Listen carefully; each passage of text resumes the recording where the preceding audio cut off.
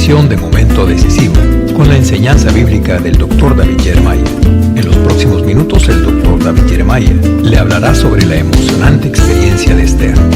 Confiamos en que el estudio de esta consagrada mujer le dará fortaleza y estímulo y le llevará a un nuevo momento decisivo en su vida. El nombre de Dios no aparece en el libro de Esther, pero la mano de Dios está por todas partes. Al estudiar el libro de Esther, usted verá que Dios está en alguna parte no visible gobernando y dirigiendo cada circunstancia de la vida. El cuidado providencial de Dios para su pueblo se evidencia con todo cuidado en esta experiencia emocionante de la reina Esther. Y ahora con ustedes nuestro maestro, el Dr. David Jeremiah, para introducir el programa de hoy. Estamos estudiando el libro de Esther en el Antiguo Testamento y hoy consideramos el capítulo 7.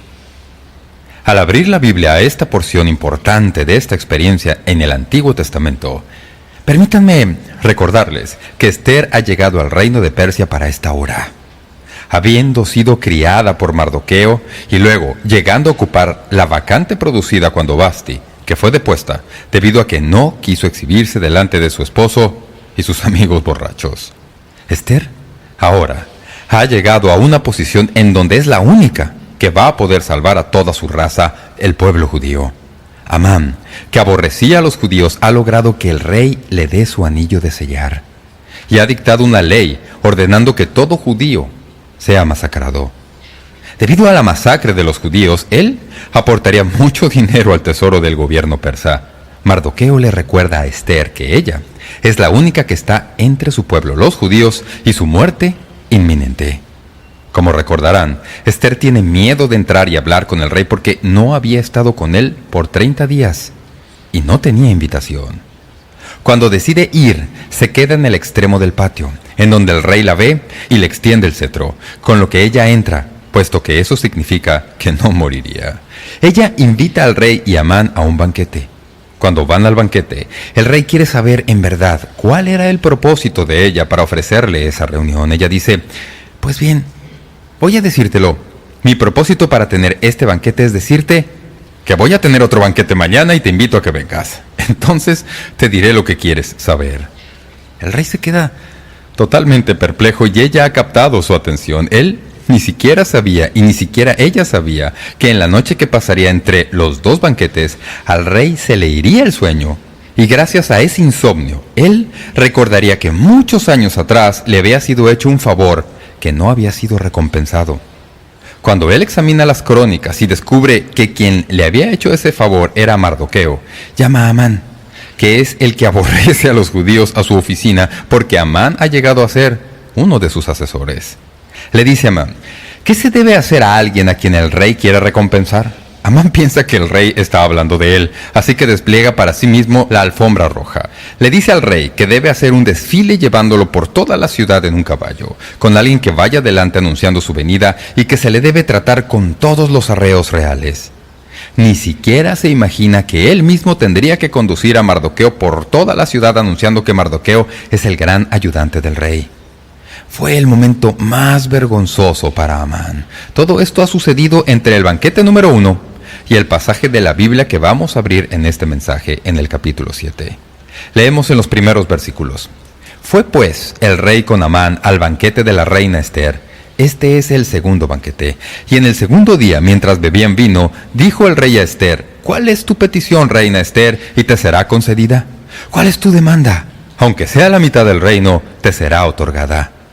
Esta invitación al segundo banquete va a desarrollar una experiencia que hemos titulado Justicia Divina. Un recordatorio de que a veces Dios debe sonreír por los acontecimientos que tienen lugar en la tierra. La ley de las consecuencias inevitables está escrita en el universo. El poeta inglés Byron descubrió esta ley en su propia vida y en cierta ocasión, después de haber desperdiciado su vida en la inmoralidad, compuso los siguientes versos. Las espinas que he segado son de los árboles que yo planté. Me han herido y he sangrado. Yo debería haber sabido qué fruto brotaría de tal semilla. Oyen lo que dijo. Las espinas que he cosechado son de los árboles que yo he sembrado. Eso es justicia divina. Llegar de nuevo al lugar en donde uno se proponía destruir a otro, solamente para ser destruido ahí, uno mismo. Así que vemos aquí en este pasaje, en primer lugar, el banquete que salvó a los judíos. Este es el banquete final, que se lee en los versículos 1 y 2 y probablemente tendría lugar en un salón que daba a un huerto. El huerto estaba entre el edificio del harem en donde Esther vivía y los apartamentos privados del rey. En el pasaje no se nos da la hora de la reunión.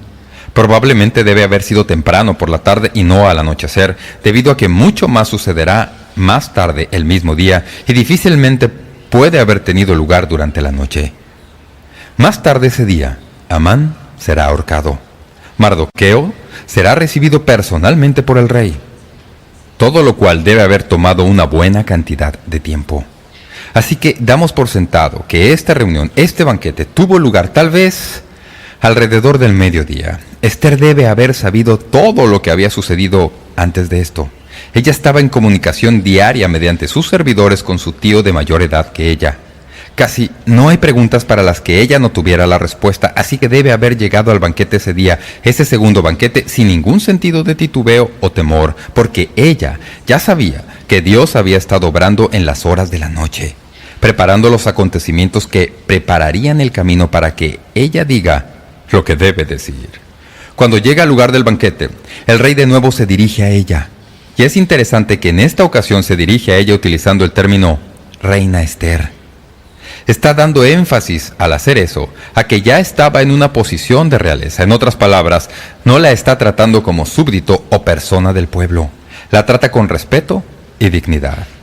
Cuando le pregunta, como le había preguntado en el primer banquete, ¿cuál es tu petición, Reina Esther, y te será concedida? ¿Cuál es tu demanda? Aunque sea la mitad del reino, te será otorgada. De nuevo, renueva su completa promesa a Esther de que lo que sea que ella quiera, incluso si significa darle la mitad de su reino, se lo dará. Estoy seguro que el rey no tiene ni idea de cuál va a ser la petición de Esther, pero él se ha arrinconado a sí mismo. Él ha dicho, lo que sea que tú quieras, yo lo haré. Y él es el que manda. El Señor había puesto esas palabras en su boca para asegurarle a Esther que no debía temer al presentarle su petición al rey. Ese es el banquete que salvó a los judíos, versículos 1 y 2, pero los versículos 3 y 4 nos relatan la revelación que aturdió al rey. Leemos.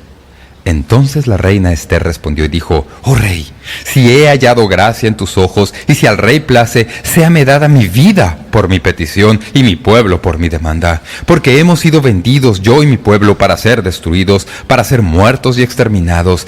Si para siervos y siervas fuéramos vendidos, me callaría, pero nuestra muerte sería para el rey un daño irreparable. La primera sorpresa que el rey está a punto de recibir es algo que el rey no sabía hasta ese momento, y es que su reina, Esther, es judía. Él no tenía manera de haberlo sabido sino hasta ese momento. Cuando ella admitió que era su pueblo el que estaba en peligro, se identificó por primera vez con su pueblo, los judíos. Temprano en el relato, Mardoqueo le había dicho que no lo dijera, pero ahora ella lo revela y se lo da a conocer al rey. El rey ahora se da cuenta de que, debido a la nacionalidad de ella, que la trama en que Amán lo había enredado va a poner en peligro la vida de la mujer que ama, la mujer que está en su harén y que es su reina. Cuando ella había sido llevada del concurso de belleza y cuando había llegado a ser reina, recordarán que Mardoqueo le había dicho, no le digas a nadie que eres judía. Él lo guardó para este momento muy importante. Ahora el rey se da cuenta de la situación de ella. Ella se identifica con su pueblo y el rey se da cuenta de que el complot que él en realidad había permitido va a poner en peligro la vida de alguien a quien quiere mucho. También se da cuenta de que los judíos son los que están sentenciados a muerte. Con intrepidez, y estoy seguro que también, atizada por la desesperación, Esther hace su petición por su propia vida y la vida de su pueblo. Noten las palabras exactas de la petición del rey según el versículo 2 a las que responde. Dice, y en el segundo día, mientras bebían vino, dijo el rey a Esther, ¿cuál es tu petición, reina Esther? Y te será concedida. ¿Cuál es tu demanda? Aunque sea la mitad del reino, te será otorgada. Y la reina Esther dice, oh rey, si he hallado gracia en tus ojos, y si al rey place, séame dada mi vida por mi petición y mi pueblo por mi demanda. ella en realidad usa las mismas dos palabras que ha utilizado el rey y le da la respuesta tal como él se lo había pedido. Entonces ella menciona en su petición al rey que si fuera alguna otra cosa que no fuera la vida de su pueblo, ella no lo hubiera pedido. En realidad, usa algunas de las palabras que estaban en realidad escritas en el decreto para destruir a los judíos. Ella dice, porque hemos sido vendidos, yo y mi pueblo, para ser destruidos. ¿Cómo podía el rey haberse olvidado que esas fueron las mismas palabras que había dicho que los escribas escribieran y enviaran a todas las provincias de que todos los judíos debían ser destruidos, ser muertos y exterminados? Esther usa esas palabras, estoy seguro, para llamar la atención del rey a la seriedad de este momento. Ella dice, no hubiéramos molestado al rey, excepto que esto es más que un mero cambio en posición social. Esta es la misma vida de nuestra nación. Los judíos están sentenciados a muerte. Ahora el rey sabe que su esposa es judía. El complot ahora se complica. El momento de la verdad ha llegado.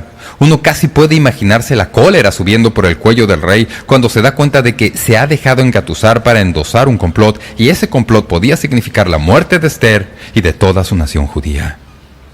Así que llegamos, después del banquete que salvó a los judíos y la revelación que aturdió al rey, en tercer lugar, al descubrimiento que sentenció al enemigo. Noten en los versículos 5 al 6. Respondió el rey Asuero y dijo a la reina Esther, ¿quién es y dónde está el que ha ensoberbecido su corazón para hacer esto? Esther dijo, el enemigo y adversario es este malvado Amán. Entonces se turbó Amán delante del rey y de la reina.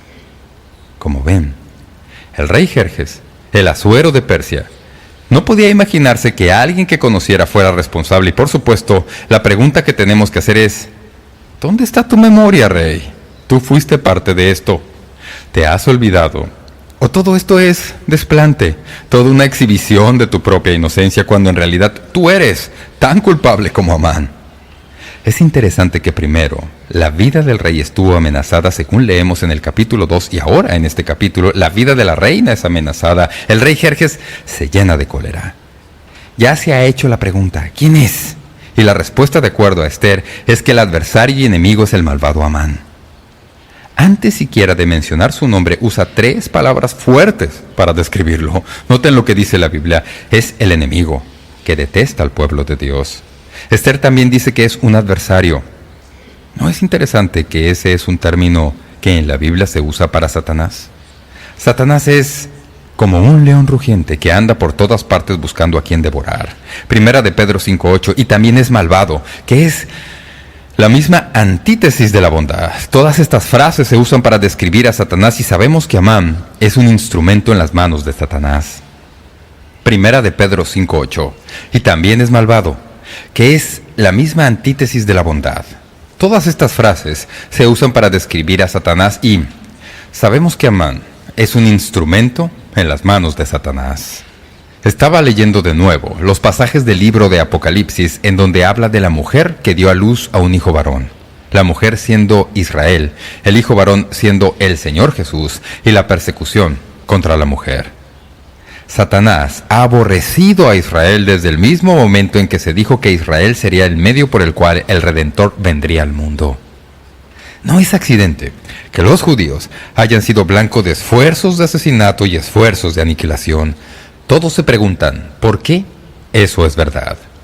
Ha sido verdad desde el principio, porque los judíos fueron la nación que trajo a Jesús al mundo, y Satanás ha aborrecido a los judíos. Siempre ha hallado a un Amán o algún otro que aparece para hacer su obra de atizar el odio contra los judíos.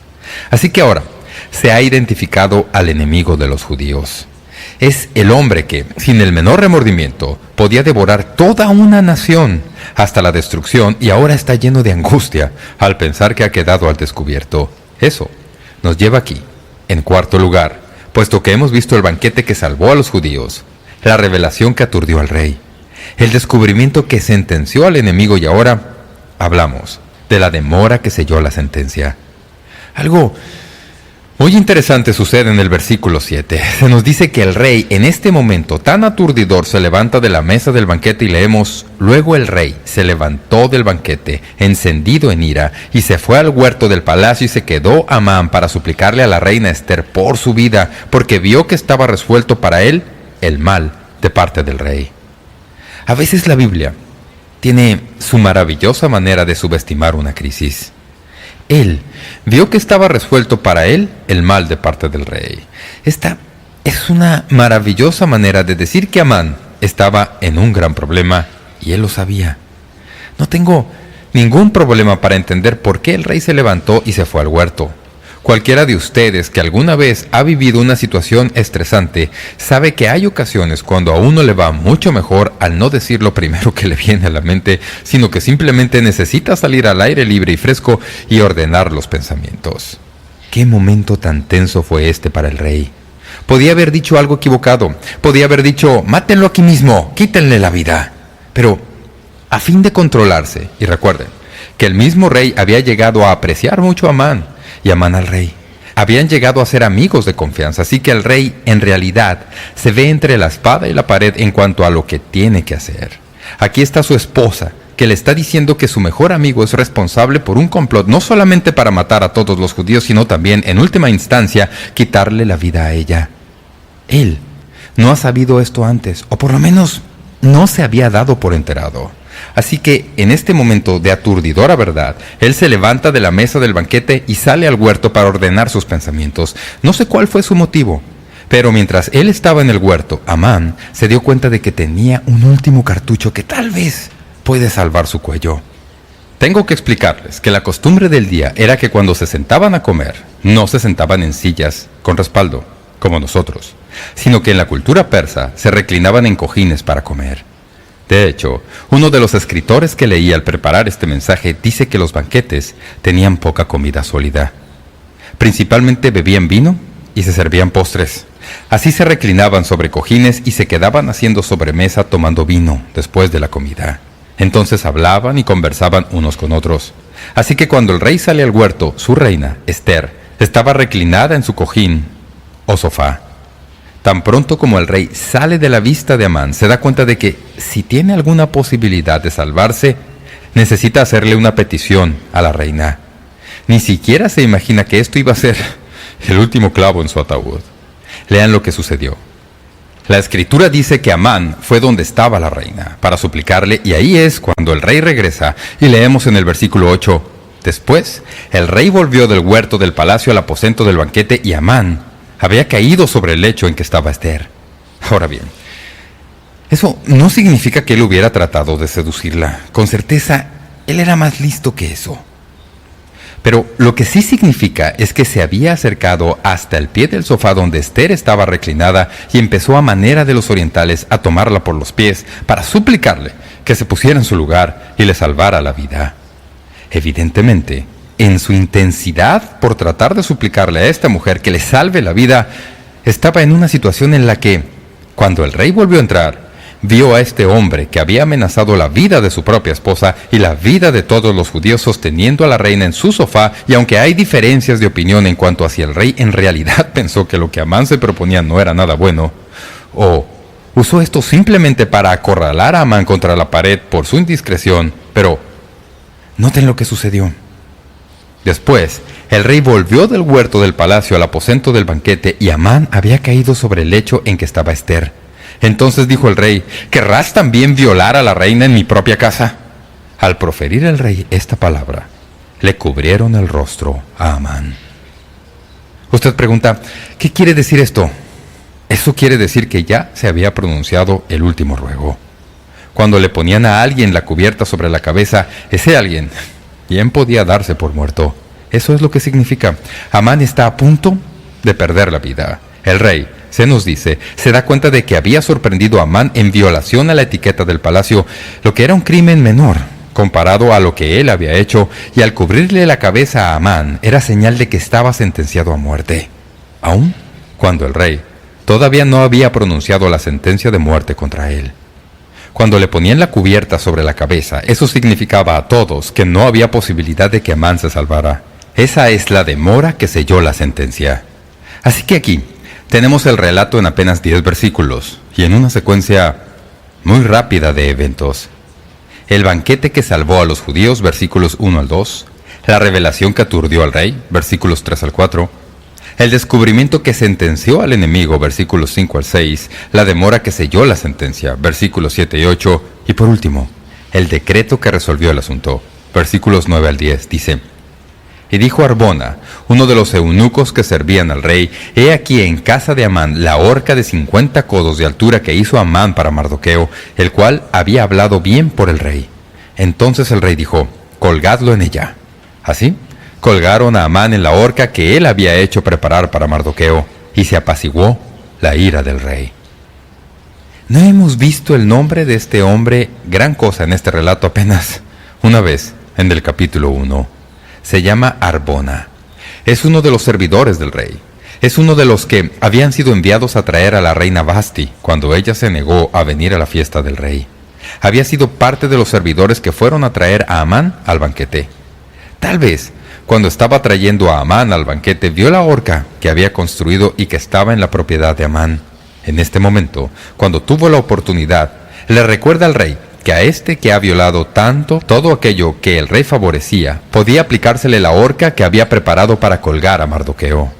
De aquí viene el título Justicia Divina. En la misma horca, en donde se suponía que Mardoqueo iba a ser colgado, preparada por Amán, Amán iba a ser colgado debido a la fidelidad de Dios que vio que se hiciera justicia. Algunos han dicho que Esther no mostró gran misericordia en este momento.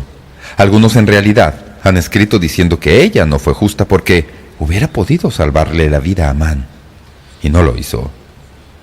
Un comentarista que leí dice lo siguiente, y leo textualmente: Amán no estaba derrotado, estaba cayendo, pero no era un enemigo caído. Había perdido una batalla crucial, pero no había perdido necesariamente la guerra.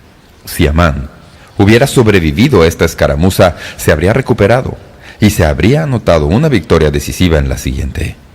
En tanto y en cuanto un enemigo tan poderoso y astuto como Amán viviera, era una amenaza para Esther, para Mardoqueo y para toda la comunidad judía. Decir aquí que Esther fue implacable y sin sentimientos es representar mal toda la situación. Así, aunque su corazón pudiera haberla impulsado a ser misericordiosa, la lógica y la prudencia la contuvieron y dejó que el hombre muriera. Así que, mientras haya un Amán, habrá problemas para los judíos. Esther, incluso siendo mujer, tuvo la fortaleza interna para continuar con la acción y ver que esto fuera hecho. Justicia divina. ¿No es interesante cuán a menudo aparece eso en las Escrituras? Es una revelación de una gran verdad que se nos da en el Nuevo Testamento y se nos dice de esta manera: no os engañéis, Dios no puede ser burlado, pues todo lo que el hombre sembrare, eso también segará. Un comentarista dice: aquí tenemos a un hombre que fue a un banquete y halló que se trataba de una fiesta donde le pondrían una corbata muy incómoda. Salmo 37:35 dice: vi yo al impío sumamente enaltecido, y que se extendía como laurel verde, pero él pasó, y he aquí ya no estaba. Lo busqué, y no fue hallado. David, el gran salmista de Israel, sin duda vio muchas situaciones parecidas en su vida, y escribió en el Salmo 9:15 lo siguiente, escuchen: se hundieron las naciones en el hoyo que hicieron, en la red que escondieron fue tomado su pie.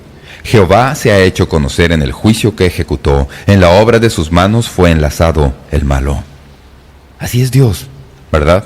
Sonríe por los conjuros de los perversos y deja que caigan en sus propias trampas mientras se dirigen al castigo.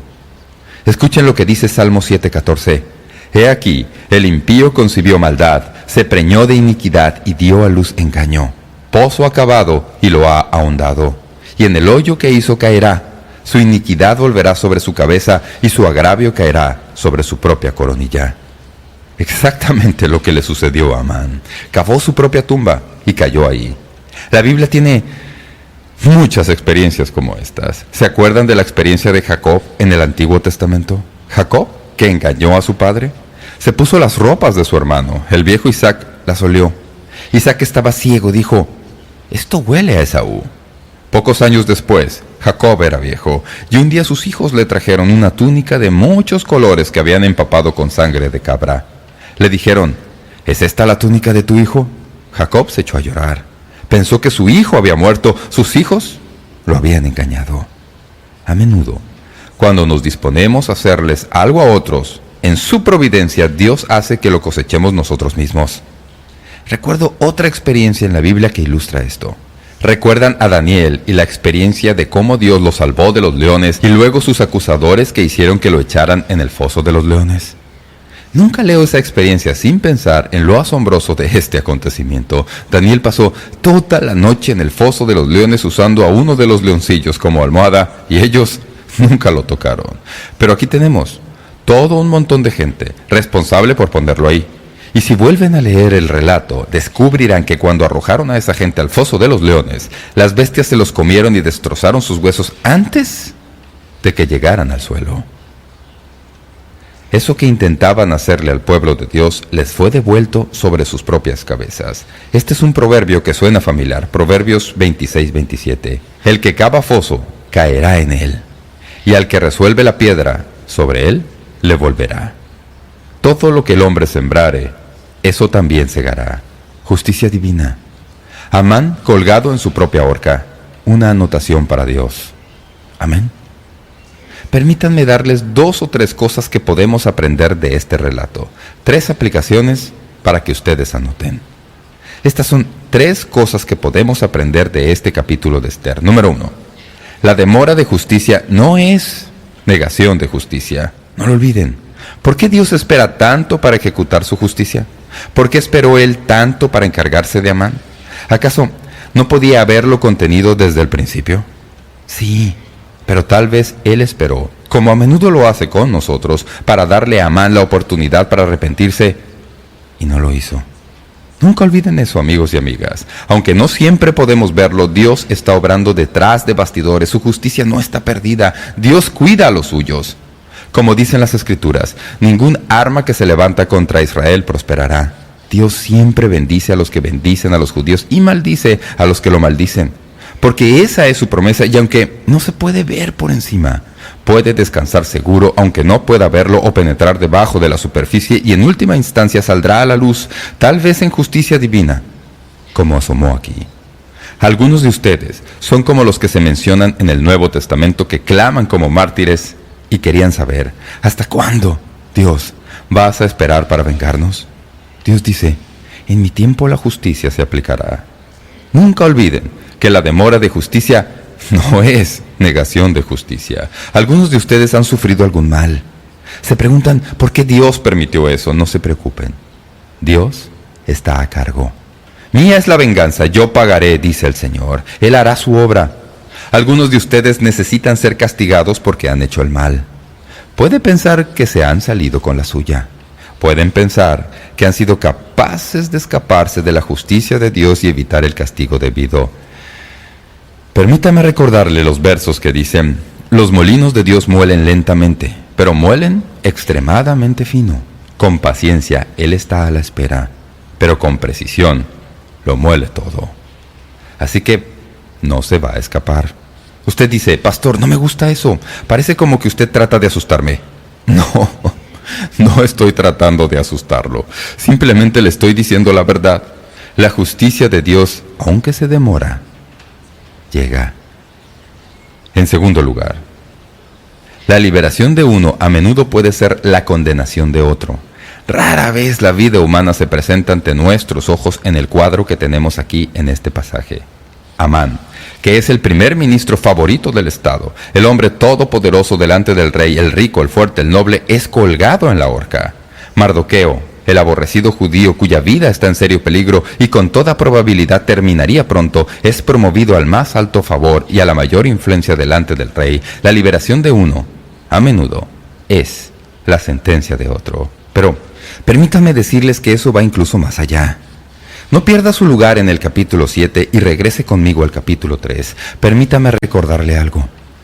En el capítulo 3, versículo 1, se nos da algo de información biográfica en cuanto a Amán. Después de estas cosas, el rey Asuero engrandeció a Amán, hijo de Amedata, Agageo. ¿Recuerdan eso? El rey Agag fue rey de los amalecitas. Permítanme recordarles algo que sucedió la noche cuando Amán fue colgado y Mardoqueo fue promovido. Amán, siendo amalecita, debido a su hostilidad contra los israelitas, fue seleccionado para el castigo de Dios. ¿Fue aplicado de inmediato? No, pero era igualmente certero. Y Jehová dijo a Moisés: raeré del todo la memoria de Amalec de debajo del cielo. Éxodo 17:14. La amenaza no se cumplió al instante, porque, como hemos aprendido, la justicia de Dios demorada no es justicia de Dios negada. Es interesante notar que Amán, Agageo, es el último amalecita que se menciona en el Antiguo Testamento, y una vez que se le cuelga en la horca, nunca más se vuelve a oír de los amalecitas. La nación de Dios, el pueblo judío, es promovido y preservado, y los amalecitas que trataron de destruirlo son de una vez y por todas puestos fuera de vista y fuera del registro. Es interesante que a veces la liberación de uno puede ser la condenación de otro. Por último, permítanme recordarles que la dedicación de uno a menudo puede determinar la diferencia para muchos. Esther no fue simplemente alguien. El doctor Criswell solía decir, al dar la invitación en la iglesia, simplemente venga. Ustedes como familia, ustedes como matrimonio, usted simplemente como alguien. Es difícil creer que un alguien puede determinar la diferencia en el curso de los eventos humanos. Amigos y amigas, si ustedes sacan a Esther del Antiguo Testamento, no hay nación judía, no hay Jesucristo, no hay Biblia, no hay futuro para la humanidad, porque Esther fue el eslabón que preservó a la nación judía. Ella fue simplemente una que consagró su vida a Dios e hizo lo que Dios le pidió que hiciera. Ella hizo su consagración en un momento emocional. Dijo, si perezco, que perezca. Eso es grandioso. Ella respondió a la invitación, pero perseveró en ella. Cuando estuvo bajo presión, compareció delante del rey y señaló con su dedo al enemigo. En ese momento, una persona, llegó a ser un alguien muy grande en la historia de Israel en esa hora. ¿Qué puede hacer una persona? Yo simplemente soy una persona, una pequeña voz en un púlpito en esta ciudad. ¿Qué puede hacer uno? Pero nunca se sabe lo que Dios puede hacer con un alguien que ha consagrado su vida al Señor. Usted dice, Pastor Jeremiah, yo le he entregado mi vida a Dios para las misiones, y a veces me pregunto si eso sirve de algo en las vidas de los miles de millones que necesitan oír el Evangelio. Ni siquiera piense de esa manera. Dios usó a Esther para cambiar el curso de los eventos del mundo. Él puede haberlo escogido a usted de una manera igualmente significativa. Nuestra dedicación a menudo puede determinar la diferencia para muchos. Al concluir este mensaje, no puedo evitar la analogía de que hubo, en otra ocasión, un hombre que fue a una cena. Fue a la última cena, la última Pascua. Tomó asiento y comió. Y antes de 24 horas había fallecido, estaba muerto, colgado en una cruz.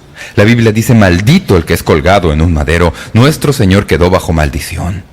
Usted dice, ¿como Amán?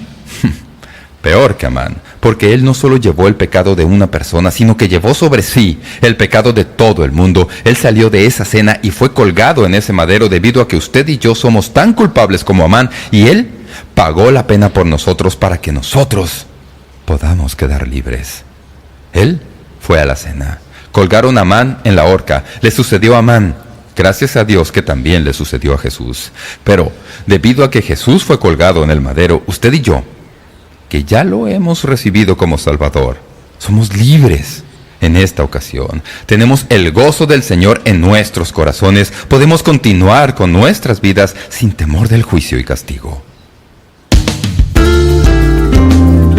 Gracias por sintonizar Momento Decisivo. Esperamos que usted pueda tomar un momento para escribirnos una carta en respaldo del ministerio. Le agradecemos su correspondencia. Y cuando escriba, aun si nos escribe por correo electrónico, sírvase a anotar claramente su nombre y dirección completa. Este mensaje corresponde a la serie completa de enseñanzas titulada Esther, para esta hora, en 11 discos compactos. Si desea solicitar una copia de este mensaje, puede hacerlo visitando nuestro sitio web, momentodecisivo.org, o escríbanos a la dirección que le damos enseguida. Para más información sobre cómo conseguir estos mensajes que ofrecemos o la guía de estudio para esta serie, Visite nuestro sitio web momentodecisivo.org o escríbanos a Momento Decisivo, P.O. Box 3804, San Diego, California 92163, Estados Unidos de América. Sintonícenos nuevamente para otro estudio juntos en la Palabra de Dios, aquí mismo, en Momento Decisivo, con el Dr. David Jeremiah. También puede escuchar Momento Decisivo cuando guste en nuestra página de internet, ubicada en momentodecisivo.org.